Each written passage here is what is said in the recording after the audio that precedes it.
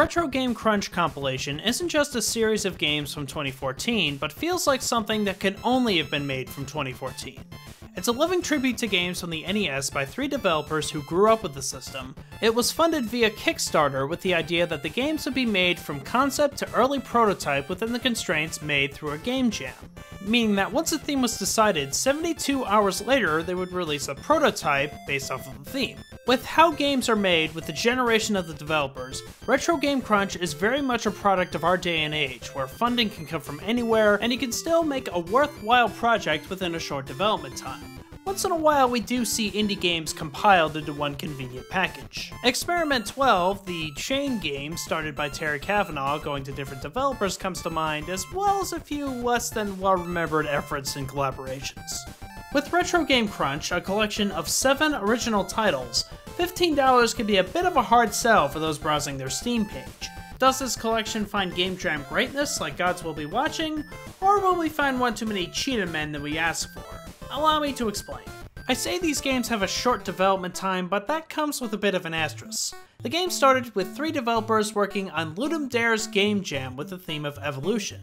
The first, Sean Einman, a developer most known for the iOS game The Last Rocket, as well as a few well-regarded jam games. The second developer, Rusty Moyer, most well known for the iOS game Bloop. By the way, if you have a couple buddies and access to an iPad, it's a really fun local multiplayer game. And the third is Matt Grimm, who does mostly sound and composition work and is most well known for another iOS game, Flip's Escape, that was also designed by Einman.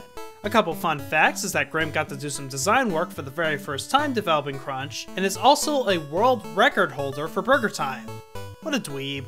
After the 3 entered the jam and completed their prototype of Super Clue Land, they realized how much they enjoyed working within the jam's time limit and decided to launch a Kickstarter to fund the completion of the compilation.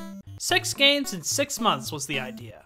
Backers would vote on the theme for the team to do, and then the team would make the prototype within 72 hours. Once done, the Kickstarter backers get to play the prototype, offer feedback, and then the team would spend time making a more well-polished version of the game. Then, once the game was complete, the backers get the more polished version first before the full compilation is released to the public.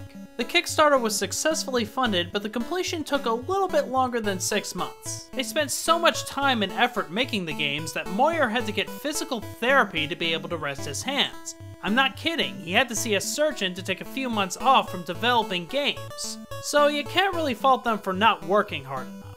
As you may imagine, reviewing 7 games in detail takes a bit of time to go through it, and I'm sure you've got other things to do today. Either that or you're procrastinating on a term paper, or laundry, or coding you're doing. Here's a quick programming tip I learned about. There is no any key. So to go with the theme that the game is presenting, let's do something a bit different. My thoughts on these games will be separated over a few videos. Once one video is done, you'll get the next part over the course of a few days. That way you won't have to sit here for 30 minutes figuring out all the games, and I get more ad revenue! So, with those limitations in mind, let's take a look at the first game, Super Clue Land. The theme, evolution. I can describe this game as being a mix of V and another game I don't get to reference quite often as I'd like to, EVO, The Search for Eden on the Super Nintendo. You play as this little green blob here with the ability at first to only crawl around. You can't jump, attack, or do much of anything, which is quite the crippling problem in a platformer. Since there aren't any cans of spinach around for you to power up, you'll have to start with eating nearby bugs. Once they hit your stomach, you'll engage in a little minigame to be able to move the different colored nutrients into their positions using the handy guide conveniently placed in your tummy. Do this right a few times and you'll evolve, gaining a new ability to explore new parts of the area. The whole experience is kind of a mix between a Metroid-style platformer and a casual puzzle game like Tetris. The controls are satisfying, the music is very catchy, and Clue's a charming little character that reminded me a little bit of Kirby in its simplicity. My only real issue with the game is something that happens halfway through. Once you've evolved to the point of having wings and to be able to fly around, the evolution is pretty much done. You're then left to explore the rest of the world, trying to find hidden gems while avoiding obstacles very much like V. Oh, by the way, I am pronouncing that name right, the last 5 V's are silent. You'll have to get through some very skill-based platforming through trial and error, the kinds of challenges you might have to do 20 times before you finally get it right. I felt the evolution aspect of the game was taken away in favor for another trial and error baby puncher, and that was a bit disappointing to see.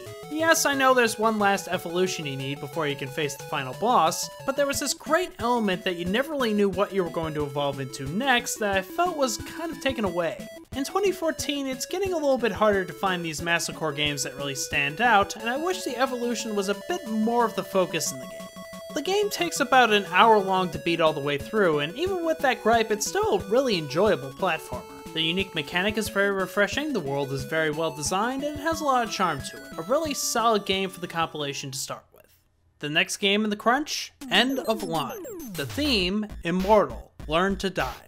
The game's art style will probably remind you fans of Mega Man, with the main character having a head and a body very much like the Blue Bomber. But don't let that throw you off, the game is very much a puzzle game similar to Sokoban. The theme gives it some really interesting context to work off of. You have to first destroy the robots that are constantly repairing you, and then once you're done with that, you have to destroy yourself in order to progress to the next stage. You'll have to figure out how to manipulate enemy movements, destroy the enemy, use the obstacles to your advantage, and get an exit strategy for yourself without getting stuck. If you do get stuck, you can always hit the reset button, figure out your steps, and once you do solve it, rinse, repeat. This game is easily one of the big highlights of Retro Game Crunch and one of my favorites from the compilation. To me, games like Sokoban can be like facing a brick wall of frustration, sometimes quite literally. You just can't seem to figure out what the developers had in mind or what you're supposed to do to solve the puzzle. Here in End of Line, it has a much easier difficulty curve.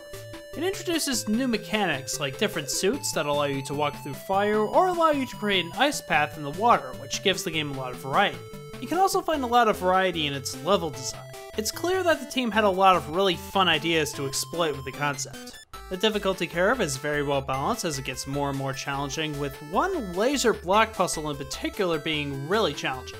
But once you solve it, or any difficult puzzle in this game, good grief is it satisfying.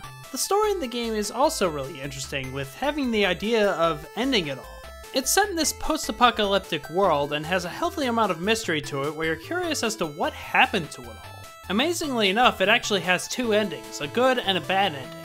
Don't worry, this footage isn't a spoiler. The music is very catchy as well, and is even featured on Matt Grimm's Bandcamp if you're interested in downloading that. I'm sure a few of you are. The game took about an hour and a half to get through, and the good ending could add a little bit more value to the game if you want to go for it. As it stands, this is one of the best games of the compilation. It's simply a well-balanced game with loads of variety and really satisfying puzzles. Alrighty, the next two parts of my look at Retro Game Crunch will be out later this week, with the links to them being updated when they're ready. Thanks for watching!